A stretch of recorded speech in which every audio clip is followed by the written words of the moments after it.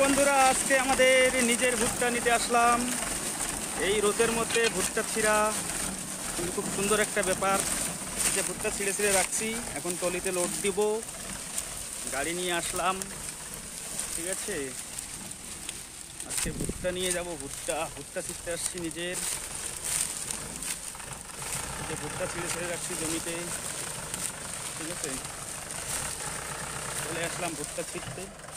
এই যে ভুট্টা, এই যে এখন ভুট্টা ছিঁড়বো।